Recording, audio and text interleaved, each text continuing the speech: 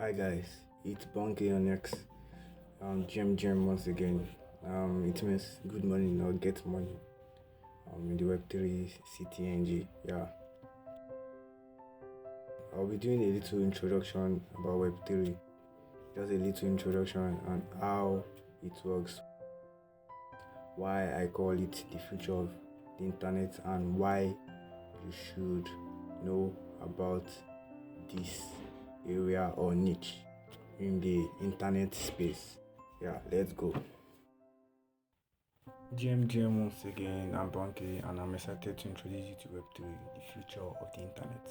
Whether you are new to crypto or you are curious, you are in the right place. So I want you to pay rapt attention to this little introduction. Let's look at the evolution of Web3, how we got to this web level called 3. We started from Web 1, which was read only. Visit websites and read informations, but not interact. Now we got to Web 2, where we are today, where we can read and write. Platforms like Facebook and YouTube, they allow us to create content. They allow us to tweet, but the data is controlled by those companies. And when we look at the data aspect, it is risky and very dangerous because they have access to our privacy and they can leak it. Hackers can get into those products and get our data. And we have Web3, which adds ownership, decentralized, gives you control of your data assets and even your digital identities. So, what is Web3? Web3 is the next phase of the internet. It is built on the blockchain. That is Web3 mainly, built on the blockchain technology. So it's open, trustless, and permissionless. Users can interact peer-to-peer without needing centralized intermediaries. Without a permission from a particular organization, you can do that. So, what are the core technologies behind it? I'm going to break it down. We have the blockchain, a secure digital ledger. We have smart contract that are self-executing programs.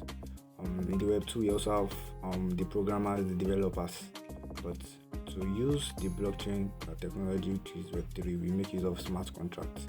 We have crypto wallets like MetaMask, you all know about. And we have tokens that power the economy, from coins like Bitcoin, Ethereum, even to NFTs, which are the non-fungible tokens. Decentralization means no single point of control. There is no single point of control. Now, we are going to go to the next. So what are the real world use cases? Why I'm telling you about Web3? Because of these use cases. We have the DeFi, which allows you to lend, borrow, and interest without banks. Just like your banks where you save money and they say you earn a particular percent if your money is up to a particular million, and at the end of the year you get this reward, but they are always very small. You get so there's something called DeFi in Web3, which is like farming, just like where you plant and you harvest. And okay, I'm going to dive in deeper later. So NFTs, own digital art, music, or collectibles. Yeah, there are space in Web3 for artists, even musicians, and more like that.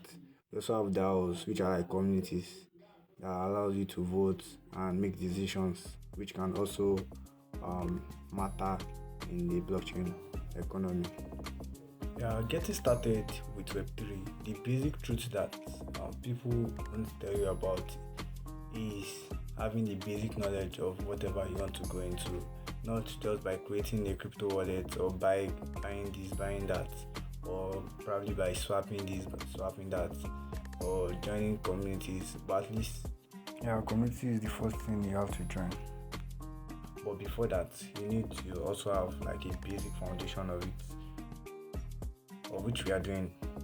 So you need to understand the basics, like what blockchain is this, what Web3 is all about, why it is important, resources like YouTube, channels, about crypto, Finematics, DeFi, that we explain and give you everything about it. You get the knowledge from there.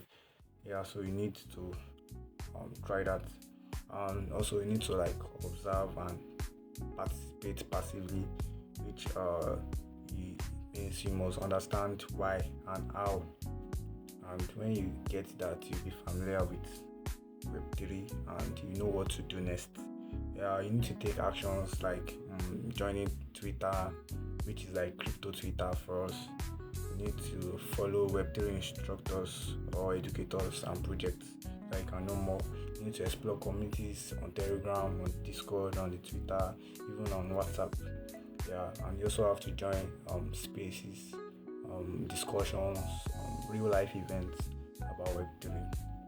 Um, you also need to know the key concepts, which are the wallet, the NFTs, DeFi. You need to know all these terminologies in Web3, and from there you can get better in understanding what Web3 is all about. You also have to undo all these hands-on experience. Like you need to start small and save. And starting small and save, you need to create a wallet.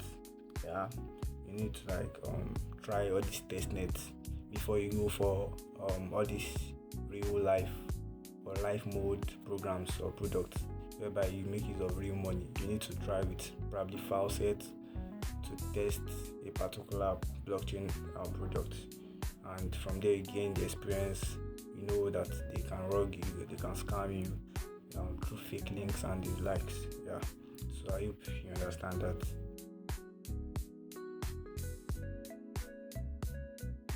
The truth is, Web3 comes with a lot of risk, which means you must have the basic understanding, just like I said earlier. So, a lot of risk, like clicking the wrong links, can make you to lose your funds. So, you have to watch out for scams. And most advisable, you make use of hardware wallets. Just like we have this Solana wallet, MetaMask, Trust wallet. We have some hard wallets like Ledger where you can easily transfer your cryptocurrency into. Also, do not forget to always do your research.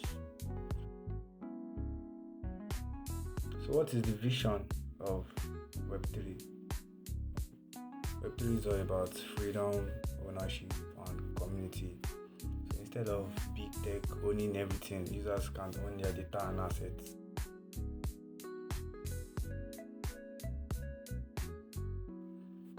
Yeah, once again, I'm Bunky, your Web3 guy.